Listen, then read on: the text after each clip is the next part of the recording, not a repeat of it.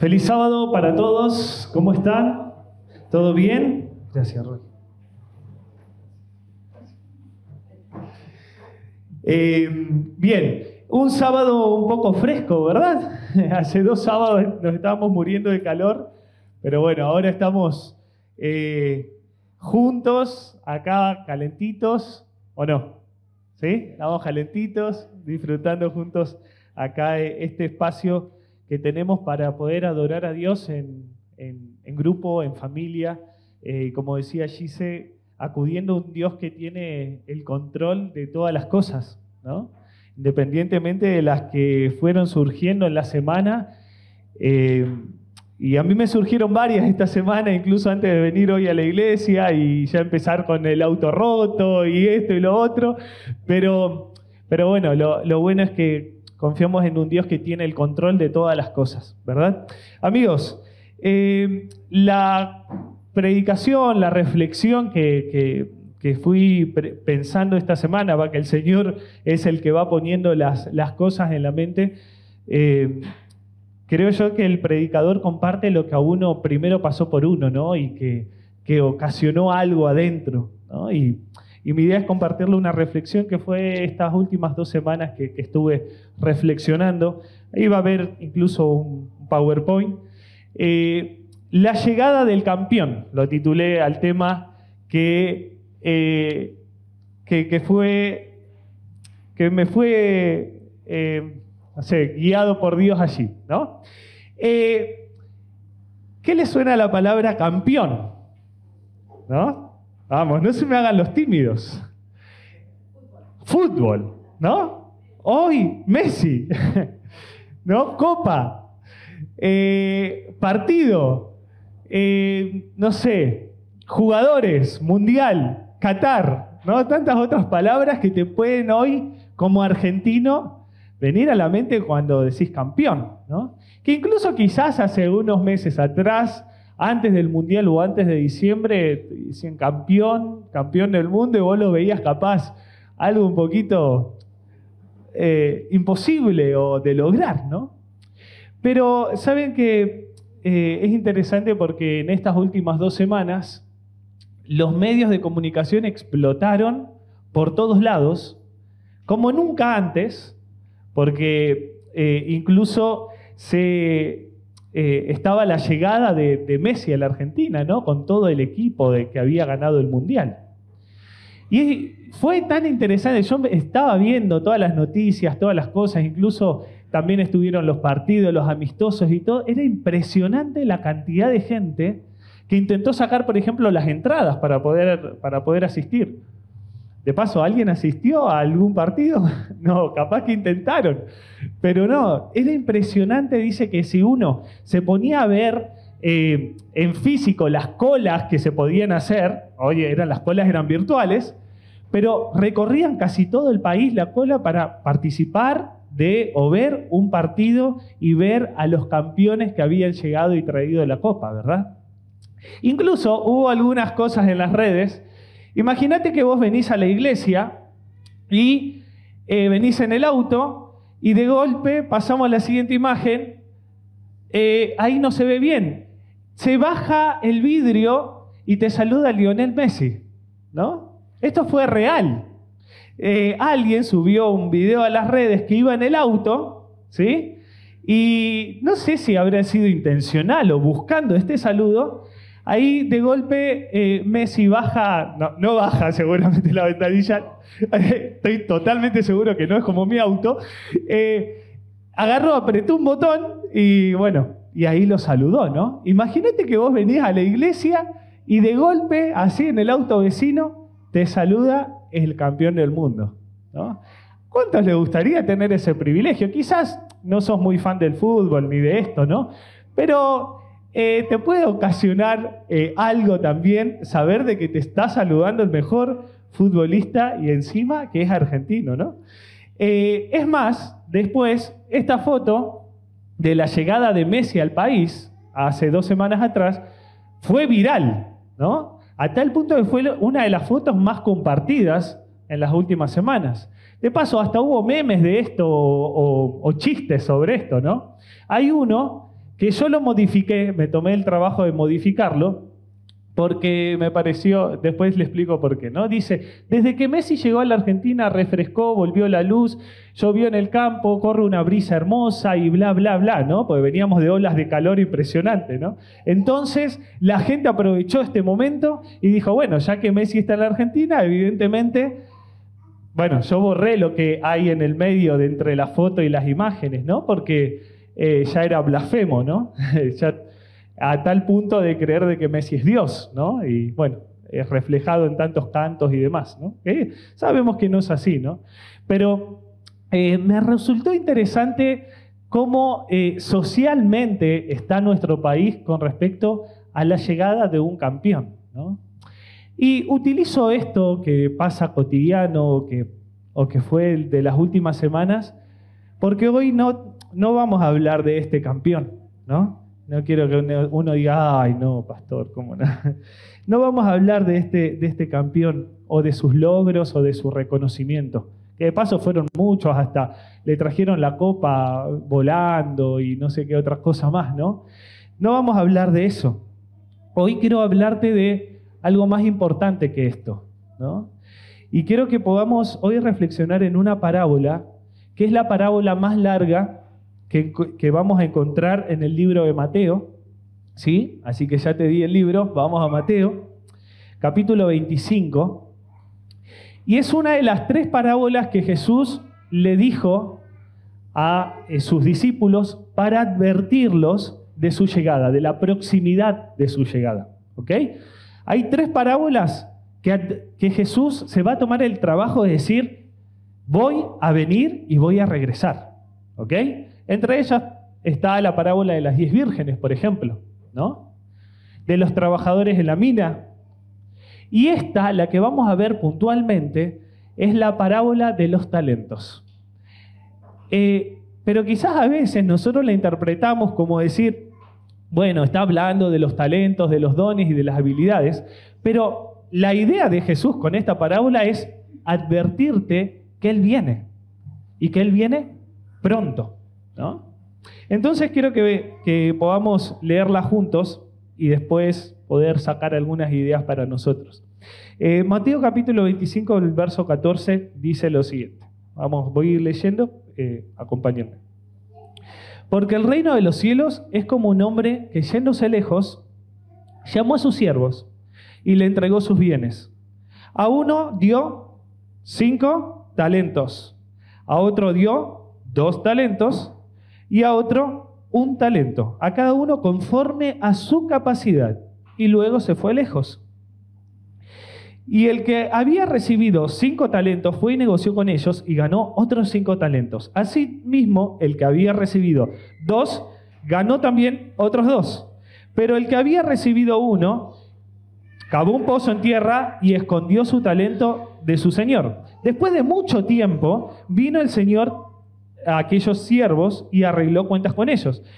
Y llegando el que había recibido 5 talentos, trajo otros 5 talentos diciendo, Señor, 5 talentos me entregaste. Aquí tienes, he ganado, ¿cuánto? Otros 5 talentos. Y su señor le dijo, bien, buen siervo y fiel, sobre poco has sido fiel y sobre mucho te pondré. Entra en el gozo de tu señor. Llegando también el que había recibido 2 talentos, dijo, Señor, 2 talentos me entregaste. Aquí tienes lo que yo he ganado, que son 2 más. ¿Ok? Y su señor le dijo, bien, buen siervo, sobre poco has sido fiel, sobre mucho te pondré. Entra en el gozo de tu señor. Pero, llegando también el que había recibido 1 talento, dijo, Señor, te conocía que eres hombre duro, que ciegas donde no sembraste y recoges donde no esparciste. Por lo cual tuve miedo y fui y escondí tu talento en la tierra. Aquí tienes lo que es tuyo. Respondió el Señor y le dijo, siervo malo y negligente, sabías que ciego donde no sembré y que recojo donde no esparcí. Por lo tanto, deberías haber dado mi dinero a los banqueros y al venir yo hubiese recibido lo que es mío con intereses. Quitarle pues el talento y darlo a los que tienen 10 talentos. Hasta ahí, ¿no? Ahí después Jesús cierra la parábola y da un cierre o una conclusión a esto, ¿no?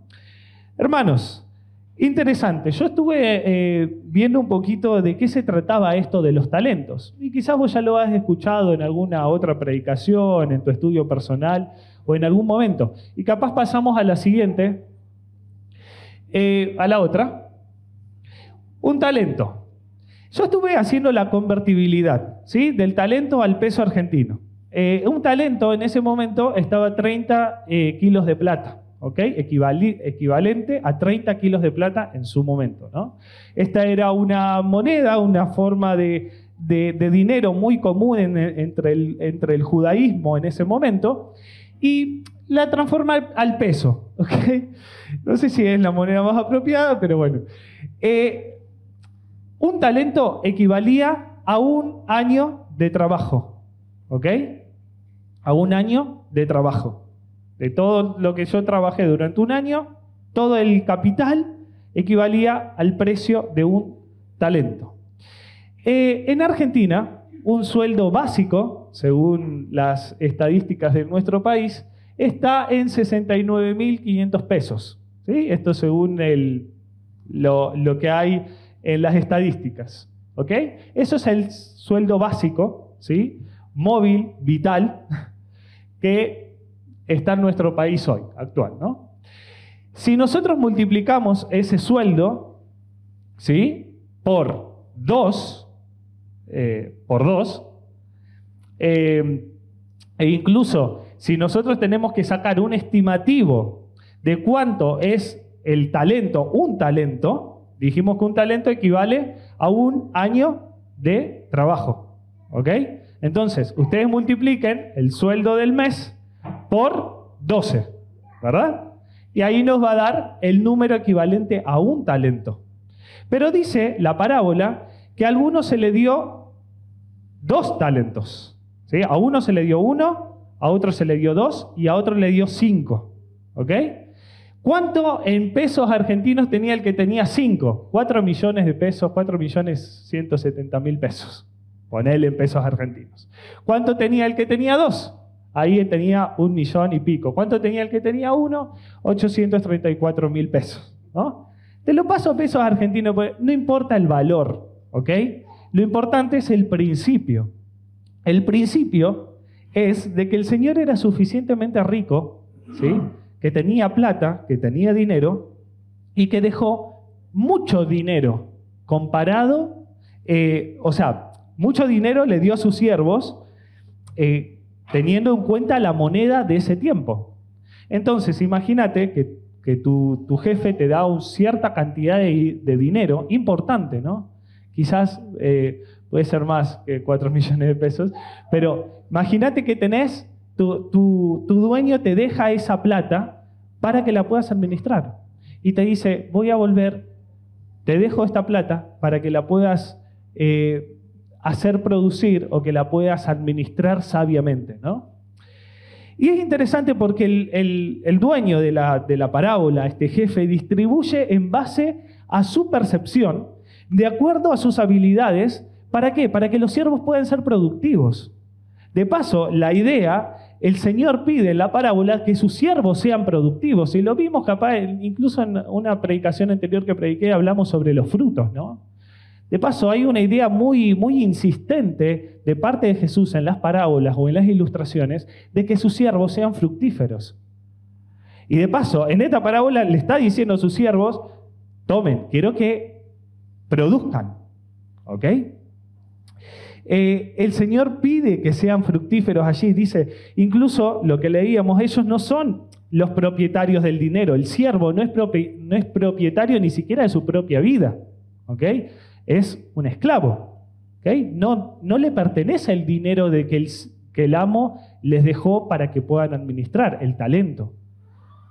No le pertenece, no es el dueño, pero sí está llamado a administrarlo. Esto habla de un principio que lo vemos en toda la Biblia, que es el principio de mayordomía, ¿no? De administración. Un mayordomo era el criado, el siervo de la casa que tenía todos los, o que debía tener todos los asuntos de la casa referido a la economía, ¿sí? Todos los asuntos de la casa a su cuidado y a su control. El mayordomo no es el dueño. El mayordomo o el siervo es el administrador. Eso lo conocemos y es un principio que se repite vez tras vez en la Biblia, ¿no? Pero lo que me llama la atención acá de esta parábola es que el jefe, el Señor, es justo, porque le da a cada uno según lo que ellos pueden administrar. A uno le da 5, este lo multiplica, al otro le da 2, lo multiplica, y a otro le da 1, y ese 1 hace todo lo contrario, multiplicarlo. Entonces, independientemente de cuáles sean las reacciones de los siervos, cuando no practicamos lo que sabemos, somos negligentes, ¿verdad? Como la parábola. La reprensión viene a aquel que no hizo nada y que lo que hizo fue agarrar, enterrar el talento y que no produzca nada más, ¿no? Y vamos a analizarlo después. Amigos, algunas ideas que yo saco de esta parábola y que te las comparto, vos podés sacar más incluso, ¿no? Podemos pasar capaz a la siguiente. Algunas de esas ideas que me parecieron interesantes. El dueño no es injusto, no exige 5 cuando te dio 2, ¿no? En ningún momento de la parábola te muestra que el dueño del dinero, ¿sí? Del talento, exige más de lo que vos podrías dar. Incluso al de 2 le está exigiendo la multiplicación de 2. No más que eso. Ahora, ¿cómo esto se puede traer a nuestra realidad? El Señor también nos dio dones y talentos a cada uno.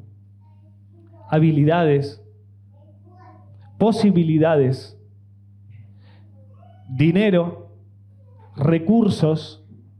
No estoy hablando solo de monetarios, palabra, vida, salud, tu estilo de vida, posibilidades de hablar con alguien, posibilidades de vivir bajo un techo, posibilidades de viajar, lo que sea. El Señor nos dio posibilidades, nos dio talentos, nos dio recursos. Somos llamados a administrarlo, pero de tal manera que Él, cuando venga, no nos va a exigir más de lo que Él no nos haya dado para administrar. No es un juez injusto.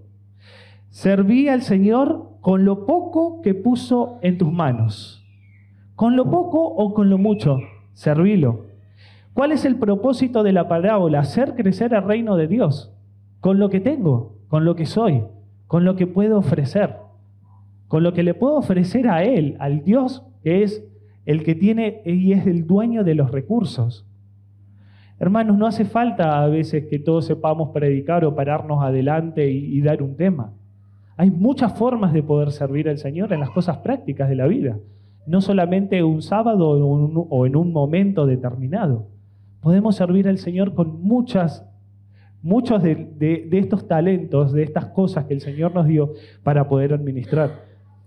Con lo poco, serví. Con lo poco que el Señor te puso, Dios se goza en hacer de lo mucho, de lo poco, mucho, ¿no? Y sabemos y conocemos este principio.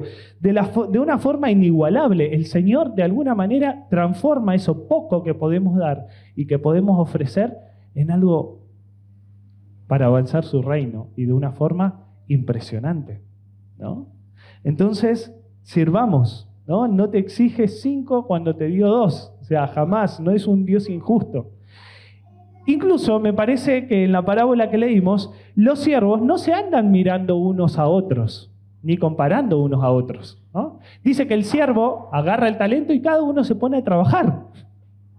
O sea, no dice en ningún momento en la parábola que el siervo agarre y mira al otro. Después, por ejemplo, yo recibí 1. ¿Por qué el otro recibió 5? ¿No? En ningún momento hay cuestionamientos entre siervos. Dice que todos se ponen a hacer algo. En ningún momento hay comparaciones entre los siervos. entre entre el siervo que tiene más o el que tiene menos, en ningún momento. Mi hermano, estaban todos o intentando vivir de acuerdo a la responsabilidad de ser mayordomos, o por lo menos 2 de esos 3.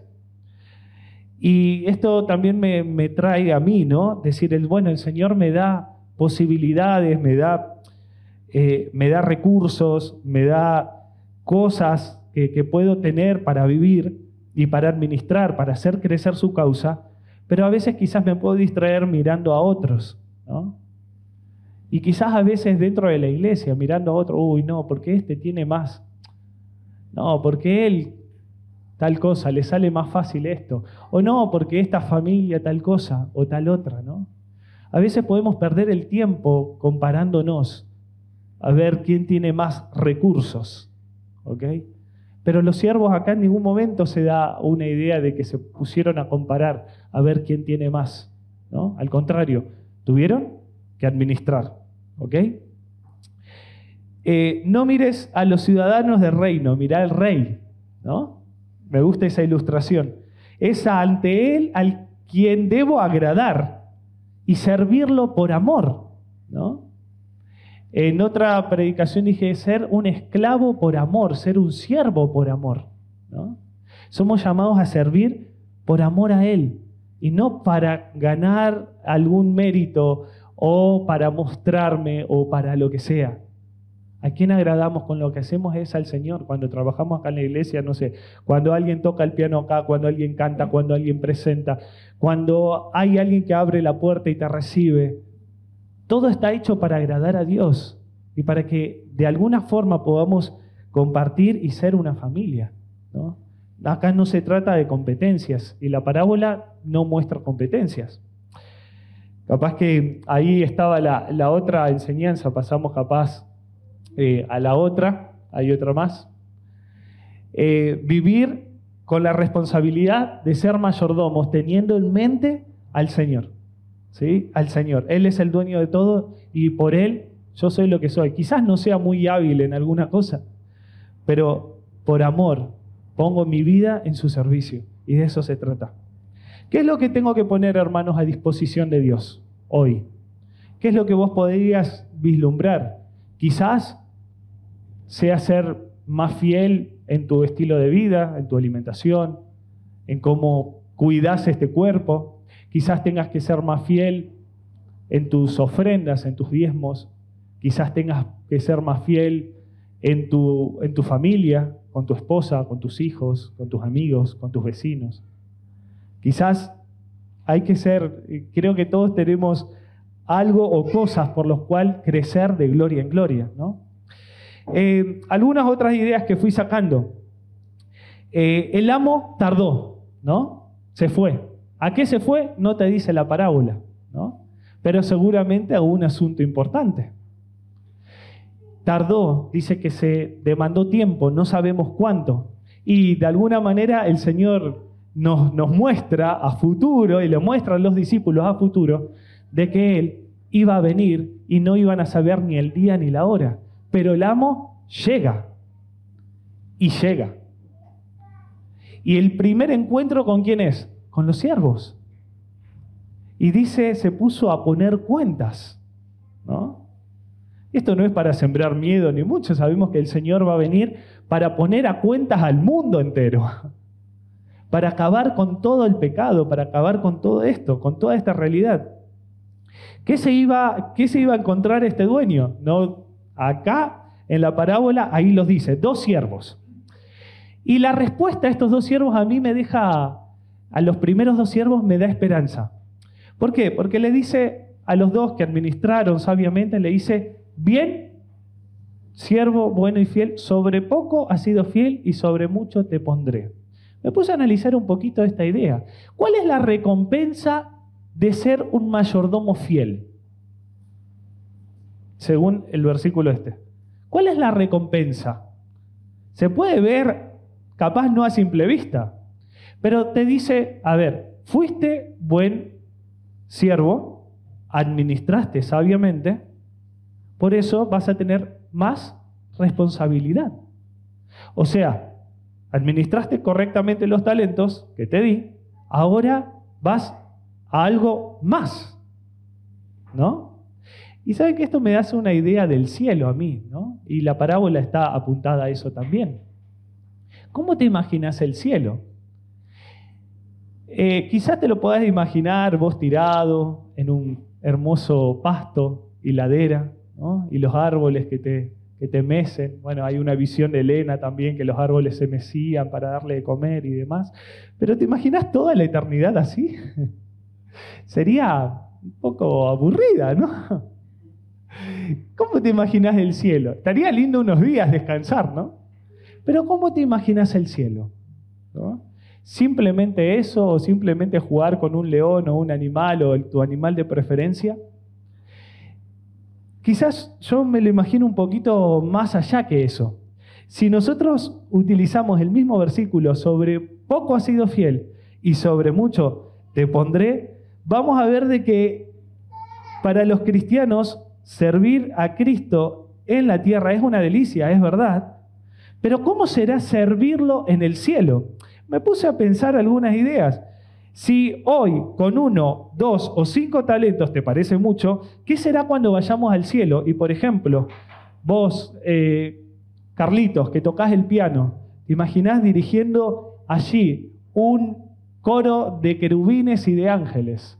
Y que quizás tocando, no sé si el piano o algún otro instrumento habido y por haber, ¿no? Pero que tu esfera de influencia crezca muchísimo más de lo que quizás hacías un sábado en la iglesia o algo común. O Angie como médica, Gustavo, ¿no? Administrando las hojas del árbol de la vida. O estudiando lo microscópico de una forma impresionante de cómo está diseñado el ser humano. Mucho más de lo que quizás te tocaba administrar en la tierra. O quizás algún arquitecto que el Señor te diga, vení, vamos a diseñar una galaxia. Es decir, el pastor, ¿qué le pasa? O sea, está muy... Pero, ¿cómo te imaginas el cielo? ¿Te lo imaginas estando acostado Evidentemente, la esfera de acción se agranda. Hay más. Hay mucho más por descubrir. Hay mucho más por ver. Si el talento es 1, 2 o 5, el Señor te manda a multiplicarlos, a hacer crecer su obra. Imagínate lo que va a hacer el cielo, servir al Señor en el cielo.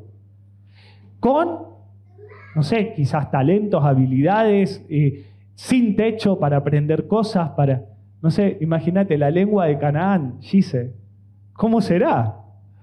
¿Cómo será? Obviamente todos vamos a hablar una misma lengua, pero ¿cómo será el estudio de esa lengua? ¿No? Tu grado de acción es mucho más que este.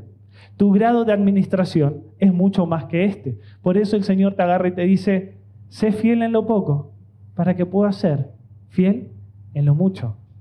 Y en lo mucho te voy a poner. Por eso pasamos a la siguiente, ¿no? En la otra, estas ideas ya... Imagínate, ¿no? En la eternidad, servir de forma plena y para siempre, no sin límite alguno, sin límite de deterioro, sin límite de capacidad, sin límite de nada. Podés servir, se amplía el dominio, ¿no? Pasamos a la otra, ¿no? Entonces tenemos un Dios que te da habilidad, que te da oportunidades, te da una misión, te da salud, te da dinero, poco o mucho, pero te lo dio, te da tiempo, te da vida, te da oportunidades, te da tantas cosas más que podríamos acrecentar esa lista. Frente a todo eso, ¿cuál es nuestra reacción, hermanos?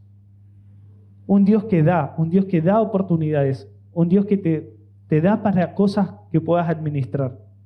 Te di todo. ¿Cuál va a ser nuestra respuesta frente al todo que Dios puso en tu mano o al talento o a los talentos que el Señor puso allí, ¿no? El dueño regresa, te dice, va a regresar el dueño, bien, lo hiciste bien, te conozco, vení, vamos a vivir para siempre y vamos a vivir en otro gobierno, en otro sistema, donde tu esfera de acción va a ser superior.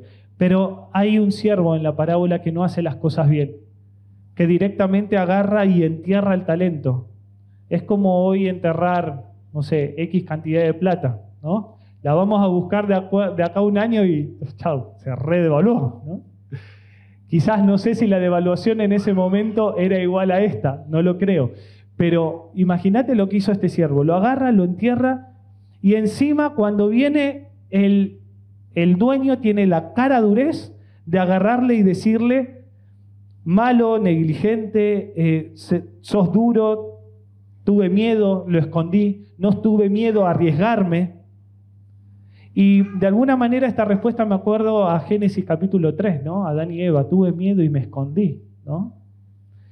Pero dice allí que en este apuro el siervo inútil, este siervo que no produjo, que no hizo crecer el reino de su Señor, refleja también a las parábolas de las vírgenes insensatas y tantas otras parábolas que buscan este mismo hecho, ¿no?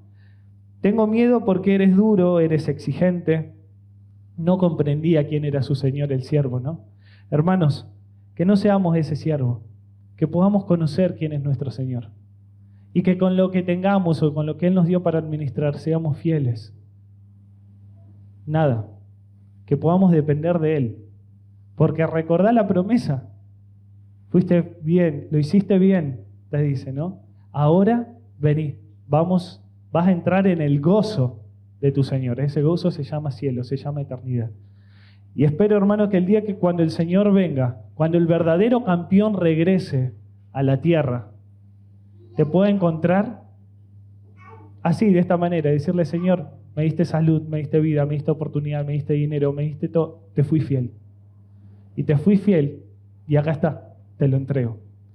Que el Señor nos pueda ayudar a ser fieles, ¿no? Y que cuando venga el campeón, el verdadero campeón, podamos disfrutar juntos por la eternidad. Vamos a orar, ¿sí? Querido Dios, gracias porque está esta parábola en tu palabra. Ayúdanos, Señor, a poder ser fieles administradores, mayordomos de todos los recursos que tú nos diste, de todas las oportunidades, de la oportunidad de congregarnos, de la oportunidad de hablar con otros, de la oportunidad de devolverte lo que es tuyo, de la oportunidad de poder vivir, de poder hablar, de poder mirar, de poder transmitir palabras.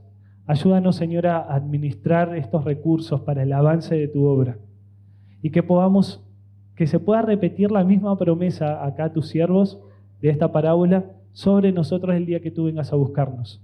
Bien, buen siervo, sobre poco has sido fiel y sobre mucho te pondré. Que esa sea la esperanza que reine en nuestro corazón, que sea la esperanza de poder vivir juntos por la eternidad y ampliar este dominio que fue creado por ti para nosotros por amor. Señor, queremos servirte y lo queremos hacer guiado por tu fuerza, guiado por tu motivación también. En el nombre de Jesús, amén.